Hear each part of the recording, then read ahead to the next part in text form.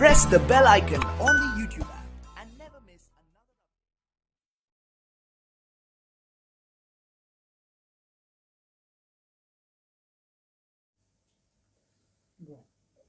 Sir आज जो है ईपीटीएम की बैठक हुई है। आपने भी शिक्षकों के साथ भी और छात्रों के साथ भी रूबरू हुए हैं। कैसी रही बैठक? क्या सुझाव आए शिक्षकों की तरफ से भी, छात्रों की तरफ से भी, और सरकार उनको लेकर क्या सोचती है? गत वर्ष की भांति ही जैसे गत वर्ष 23 मार्च को लॉकडाउन लगा था कि कोरोना महामारी प्रारंभ हो गई थी और उस समय हमारे माननीय मुख्यमंत्री जयराम ठाकुर जी ने तुरंत एक निर्णय लिया कि कोरोना महामारी के कारण से सब चीज़ें बंद हो गई और उसमें हमारे स्कूल भी बंद हो गए थे कि ऐसे समय में विद्यार्थियों की शिक्षा का नुकसान नहीं होना चाहिए और इसको कम कैसे किया जा सकता है। तो मुख्यमंत्री जी की दूरदर्शी सोच के चलते 9 अप्रैल 2020 को ही हर घर पाठशाला प्रारंभ किया और जिसको हमने कहा कि लर्निंग फ्रॉम होम।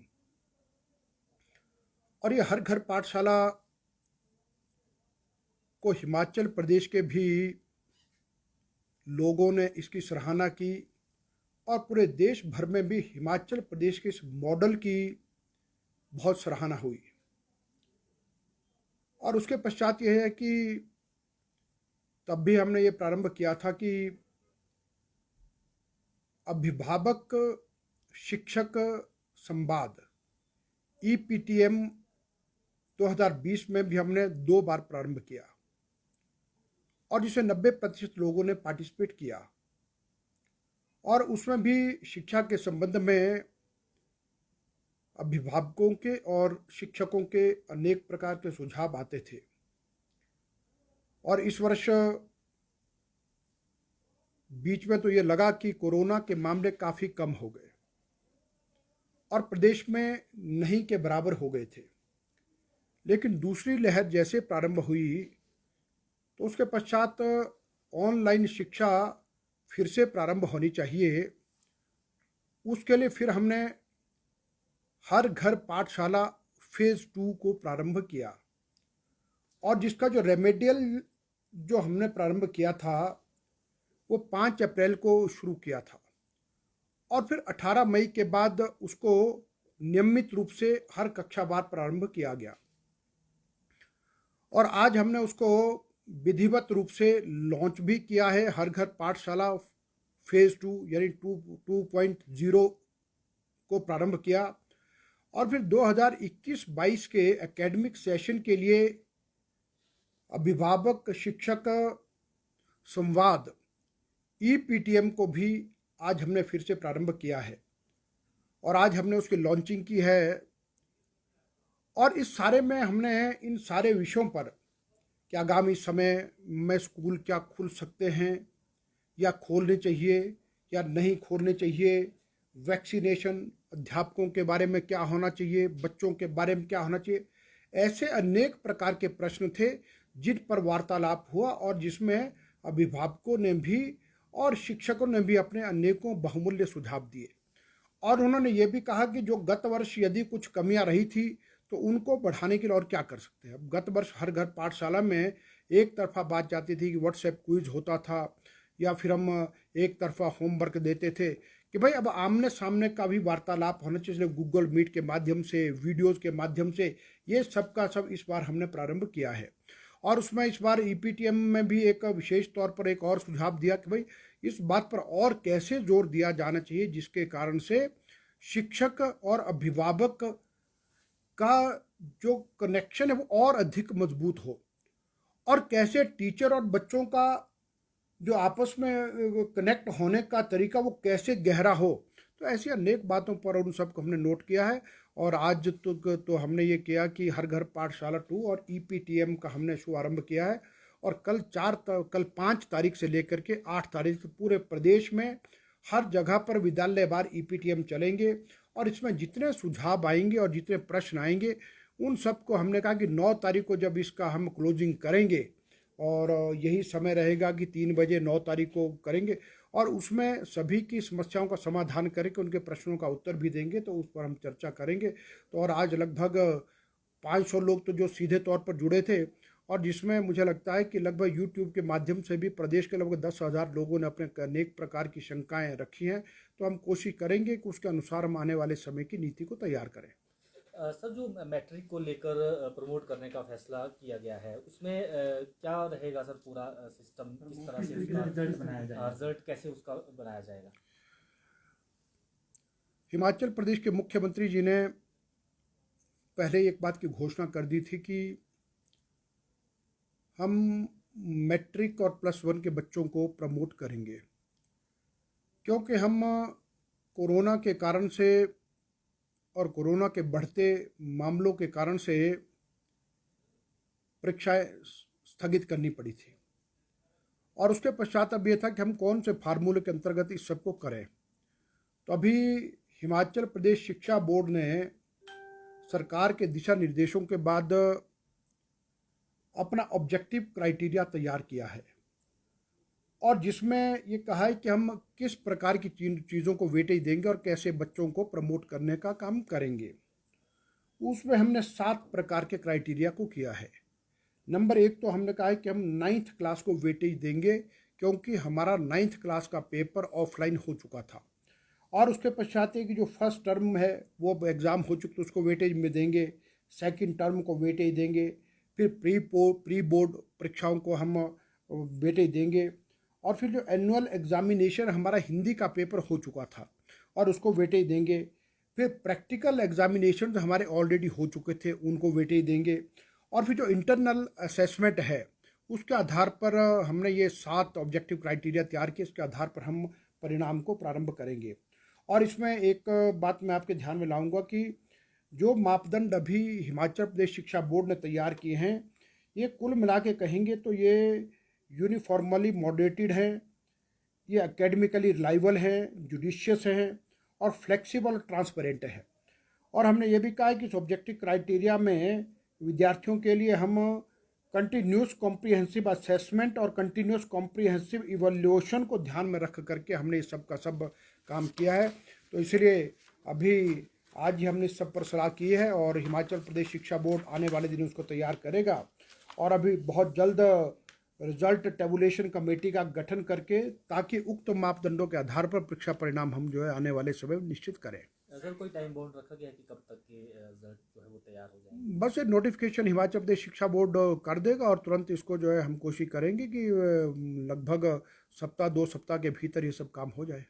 12वीं की परीक्षा को लेकर सर क्या विचार चल रहे हैं, और कॉलेज की भी परीक्षाएं जो है वो? देखिए, अभी तक उसके आगे की परीक्षा का, जो 12वीं की परीक्षा का, अभी सीबीएसई का भी जो एग्जैक्ट जो फार्मूला है वो आया नहीं है, और मुझे लगता है कि अभी ऑनरेबल सुप्रीम कोर्ट में भी मामला विचाराधीन है, तो वहाँ पर भी तो इसलिए है कि जैसे सीबीएसई का जो फार्मूला आएगा और उसका भी अध्ययन करेंगे, और उसी के आधार पर हम +2 हिमाचल प्रदेश जो बोर्ड ऑफ शिक्षा का है हमारा, उसका भी उसके पश्चात ही हम इसको तैयार करेंगे। कैबिनेट में जाएगा सर ये एजेंडा +2 की परीक्षा को लेकर करवानी है, या देखिए, अभी नहीं निश्चित रूप से इस पर चर्चा होगी, और लेकिन उसका फुल फ्लेज क्या क्राइटेरिया रहेगा वो तो मुझे लगता है कि हमको अभी सीबीएसई का भी बोर्ड का भी इंतज़ार करना पड़ेगा। लेकिन परीक्षा होनी चाहिए या नहीं होनी चाहिए, इस पर निश्चित रूप से कैबिनेट में चर्चा होगी। और मुझे लगता है कि अभी जो भारत सरकार ने और भारत के प्रधानमंत्री जी की अध्यक्षता में बैठक हुई है, और जिसमें बहुत गंभीरतापूर्वक ये कहा है कि हम बच्चों के स्वास्थ्य और उनकी सुरक्षा के बारे में समझौता नहीं कर सकते, तो उसी दिशा में विचार करके और माननीय मुख्यमंत्री की अध्यक्षता में बैठक होगी, तो मुझे लगता है कि हो सकता है कि हम भी इस सबको स्थगित करने पर या परीक्षा कैंसिल करने पर ही विचार कर सकते हैं, और आगामी प्रमोशन और क्या क्राइटेरिया होगा उसको तब तय करेंगे। सर, एनसीसी को लेकर भी आज चर्चा हुई है, और उसको लेकर सर क्या एज ए सब्जेक्ट लॉन्च करने की कोशिश की जा रही है पूरे प्रदेश के कॉलेजों में या स्कूलों में? देखिए, हिमाचल प्रदेश के विषय में एक बात कही जाती है कि ये देवभूमि के साथ साथ ये वीर भूमि भी है। और हिमाचल प्रदेश की जनसंख्या के आधार पर यदि हम देखें तो हिमाचल प्रदेश शायद देश का एक ऐसा प्रदेश है जो कम जनसंख्या के बावजूद देश की सेनाओं में सबसे अधिक सैनिक हमारे हैं, और देश की सीमाओं की रक्षा करते हुए भी हमारे बहुत से वीर बलिदानी हुए और हमारे लोगों ने अनेकों बहुत ऊंचे स्थान भी प्राप्त किए हैं। तो ये वीरों का और सैनिकों का और कर्मवीरों का प्रदेश रहा है।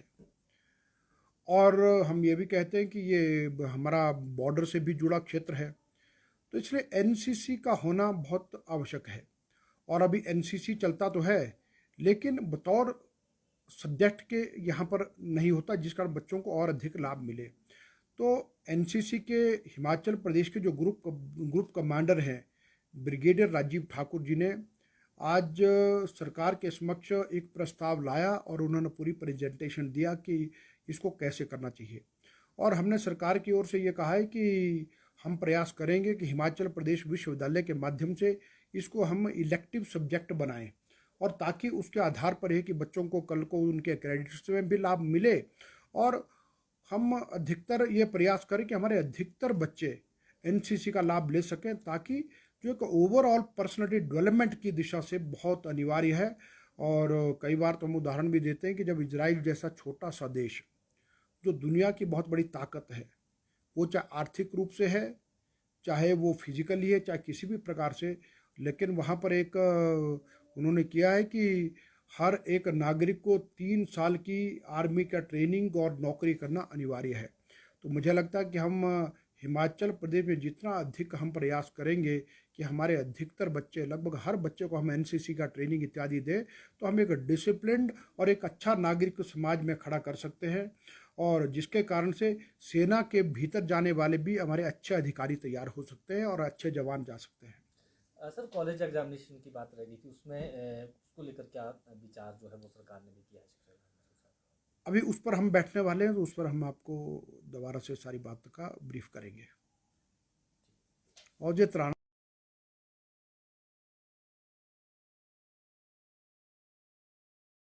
बसों को लेकर भी सर एक है कि कब से बसें चलेंगी, क्या सर? देखिए, बसें कब चलेंगी ये निर्णय तो कल कैबिनेट में करेंगे, लेकिन एचआरटीसी हमारी जीवन रेखा है एक तरह की हिमाचल प्रदेश में। और जहाँ ग्रामीण क्षेत्रों में ट्रांसपोर्टेशन जितनी भी होती है वो एचआरटीसी के माध्यम से होती है, बहुत महत्वपूर्ण भूमिका है।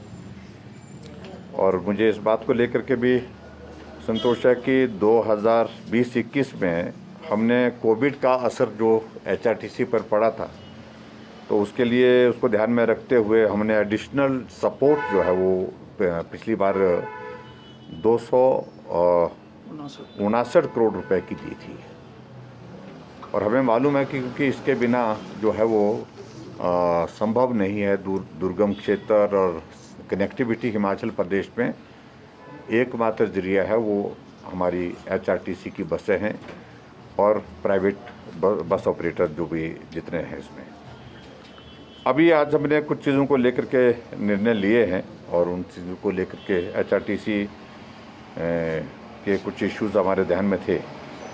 एक तो उनके जो पेंडिंग अलाउंसेस हैं उसके बारे में हमने ये तय किया कि अब धीरे धीरे उसमें फेज्ड मैनर में जो है उनको हमने उसमें बोला है कि उसमें आप प्रायोरिटी जो है वो तय करें, क्योंकि वैसे अमाउंट के हिसाब से अगर देखें तो वो बड़ा अमाउंट बन रहा है। तो ऐसे में फेज्ड मैनर में उसमें जो है अलाउंसेस जो पेंडिंग है उनको हम देने का प्लान करेंगे। दूसरे जो एक इमीडिएट जो लग रहा है हमको, जो मेडिकल रिम्बर्समेंट जो पेंडिंग है उनकी लगभग 6 करोड़ से ऊपर का अमाउंट है वो, एम्प्लॉयज़ एंड पेंशन बोथ दोनों का, तो उसको हम इसी महीने जो उसको क्लियर कर देंगे, ये भी हमने उसमें स्पष्ट किया है। इसके अतिरिक्त जो है वो सीएम अनाउंसमेंट्स जो हिमाचल प्रदेश में जो एचआरटीसी की जो पेंडिंग है उनको मॉनिटर किया। कुछ जगह काम चल रहा है, उनको कहा अपने तेज़ गति से उसको पूरा करिए, ताकि हम एक टाइम बाउंड शेड्यूल के साथ उनको पूरा करके उनको लोगों को समर्पित कर सकें। दूसरा जो है हमारे शिलान्यास जो किए हैं, कुछ जगह शिलान्यास किए हैं और उसमें कुछ जगह कुछ फॉर्मेलिटीज़, कुछ औपचारिकताओं के कुछ बातें रहती हैं कुछ जगह, उनको भी हमने कहा कि जल्दी क्लियर करें ताकि उनको भी पूरा कर सके। और जहां शिलान्यास किए हैं उसमें बजट प्रोविज़न के साथ उनको कंप्लीट करना, टारगेटेड एक टाइम स्पैन में जो है उसको पूरा करना है, उसके लिए भी हमने इस बात कही है। तो मोटे तौर पर हमने ओवरऑल जो है रिव्यू जो है उसमें सारी चीज़ों को लेकर के किया है। HRTC में और भी बहुत सारे इश्यूज़ हैं उसमें, जिनको डिटेल में मंत्री जी अगर चाहेंगे तो उसमें डिटेल में बता देंगे। मुझे तो सिर्फ HRTC के बारे में आज महत्वपूर्ण यही है, CM अनाउंसमेंट्स, CM के फाउंडेशन स्टोन्स और उसके बाद मेडिकल रिम्बर्समेंट जो पेंडिंग थे दोनों कैटेगरी के, जिसका जिक्र किया हमने, तो वो जारी कर देंगे। और उसके बाद जो अलाउंसेज उनके जो पेंडिंग है उसको फेज्ड मैनर में हम आने वाले समय में उसको जारी करते रहें। चंडीगढ़ की बैठक हमारी रूटीन की है और पार्टी की बैठक है। पार्टी के कार्यक्रम आने वाले समय के लिए निर्धारित होंगे, क्योंकि पार्टी के कार्यक्रम का जो शेड्यूल निर्धारित हुआ था और हमारे सरकारी कार्यक्रम का जो शेड्यूल निर्धारित हुआ था इन दिनों में, वो कोविड के चलते जो है प्रभावित हुआ है और उसमें से बहुत सारे कार्यक्रम हमको स्थगित करने पड़े, कुछ कार्यक्रम हमको रद्द करने पड़े। ऐसे में अब अगला शेड्यूल, क्योंकि अब हम देख रहे हैं कि कोविड का इम्पैक्ट अब धीरे धीरे कम होता जा रहा है, हम जल्दबाजी में भी नहीं, लेकिन उसके बावजूद दो महत्वपूर्ण चीज़ों को लेकर के हमको विचार करना है, जिसमें मंडी पार्लियामेंट्री कॉन्स्टिट्यूंसी का चुनाव होना है, बाई इलेक्शन होना है, फतेहपुर विधानसभा क्षेत्र का उपचुनाव होना है, उसके लिए भी विचार करेंगे। और उसके साथ साथ में ऑर्गेनाइजेशनल एक्टिविटीज़ जितनी भी हमारी आने वाले समय में जो है वो तेज़ हो सकती है, उसके लिए प्लान करेंगे। नेशनल जनरल सेक्रेटरी की मीटिंग 2 दिन की वो अलग है, वो तो पूरे नेशनल सारे सिनेरियो को लेकर के होगी, उसके एजेंडा क्या है वो केंद्र ही तय करता है। लेकिन हमारी स्टेट की जो इस बात को लेकर के जो निश्चित रूप से देखिए, आप अंदाज़ा लगाइए, विधानसभा के चुनाव के परिणाम आने के पश्चात वहाँ 3 दिनों में 17 भारतीय जनता पार्टी के कार्यकर्ताओं की हत्या हुई है और कुल मिलाकर के जो हत्या का आंकड़ा जो है, इट इज़ मोर देन 168 जो पॉलिटिकल मर्डर जिसको बोल सकते हैं, इस तरह से वहाँ पर जो हुए हैं, वो चिंता का विषय है। वहाँ अभी इस तूफान के दौरान जो पीछे अभी हाल ही में बाढ़ और तूफान जो जिस प्रकार से वहाँ पर स्थितियाँ बनी, उस स्थिति में जो रिलीफ का काम चल रहा है, उसमें भी अगर भारतीय जनता पार्टी के कार्यकर्ता, भारतीय जनता पार्टी का कोई समर्थक उस रिलीफ में लाइन में खड़ा होकर के मदद लेने के लिए वहाँ पर खड़ा है, तो उसको लाइन से भी हटा रहे हैं। यहाँ तक मतलब वहाँ पर घटनाएं घटित हो रही हैं जो दुर्भाग्यपूर्ण है। सर, जो देखिए, तैयारियां हमको करके ही चलना पड़ेगा, क्योंकि कोविड ने पिछले 1.5 साल के कार्यकाल में ऐसे संदेश एक बार नहीं अनेक बार दिए कि जो हम सोचते हैं उससे हट करके कुछ चीज़ें उसमें निकलती हैं। फर्स्ट वेव हुई, फर्स्ट वेव के बाद शांत हुआ और दूसरी वेव ऐसी आई जिसको संभालना बहुत कठिन हुआ है, देश को भी और प्रदेश को भी। और उसमें जो रिक्वायरमेंट हमको और चीज़ों की पड़ी, उसमें ऑक्सीजन की रिक्वायरमेंट बहुत ज़्यादा, जो एक्सपेक्टेड ही नहीं थी, ऐसा लग ही नहीं रहा था। और उसके साथ साथ में जो बेड कैपेसिटी को एनहांस करने की, उसको आर्गूमेंट करने की जो ज़रूरत पड़ी, वो भी पहले एक्सपेक्टेड नहीं थी। लेकिन उन सारी चीज़ों को लेकर के ध्यान में रखते हुए हमने आने वाले समय के लिए हमने तय किया कि हमने थर्ड वेव की तैयारी भी आज से करनी है। और ये कहा जा रहा है कि थर्ड वेव में बच्चों पर ज़्यादा प्रभाव होगा, तो बच्चों पर ज़्यादा प्रभाव होगा, उसके लिए ज़रूरत क्या है। जैसे अब की बार इस वेव में ये बहुत ज़्यादा स्टडी नहीं थी कि इसका इम्पैक्ट किस एज ग्रुप पे ज़्यादा होगा। तो ऐसे में अगर बच्चों पर होता है तो इसमें स्वाभाविक रूप से हमको जो हमारे MCH हॉस्पिटल जहाँ हैं, जहाँ भी जिस रूप में हैं, वहाँ पर हमको कैपेसिटी बढ़ानी पड़ेगी। वहाँ पर हमको इंफ्रास्ट्रक्चर के साथ साथ में जो टेक्निकल चीज़ें जो हैं उसमें बढ़ाने की आवश्यकता होगी, क्योंकि वेंटिलेटर में भी एक लिमिट तक जो है वो छोटे बच्चों के लिए उसमें टेक्निकल चीज़ें जो है उसका अटैचमेंट वगैरह बहुत उसमें अंतर है। तो इसलिए वो सारी चीज़ों को लेकर के हमको करना पड़ेगा उस तरह से हमने कहा एक बार सब की सब चीज़ें हम तय कर लें कि रिक्वायरमेंट हमारी क्या होगी, वो प्रोक्योर कहाँ से होगी और प्रोक्योर करने के लिए कितने दिन के अंदर प्रोक्योर हो सकती है, उन सारी चीज़ों की तैयारी करने की ज़रूरत है। आज से ही तैयारी करने की ज़रूरत है, नहीं तो ऐसी जैसे आपकी सेकंड वेव में पूरे देश भर में अफरा तफरी, ऑक्सीजन का सिलेंडर नहीं मिल रहा है, सिलेंडर मिल रहा तो उसका रेगुलेटर नहीं मिल रहा है, ऐसी चीज़ें बहुत सारी आएगी। तो ऐसे में ये सब करने की जरूरत संकट जिस तरह से है तो क्या करेगा तारीख, उसके बाद हम हालात देखेंगे कैसे कैंपेन प्लान करनी, कोविड की सिचुएशन को ध्यान में रखते हुए ही प्लान करेंगे। Thank you.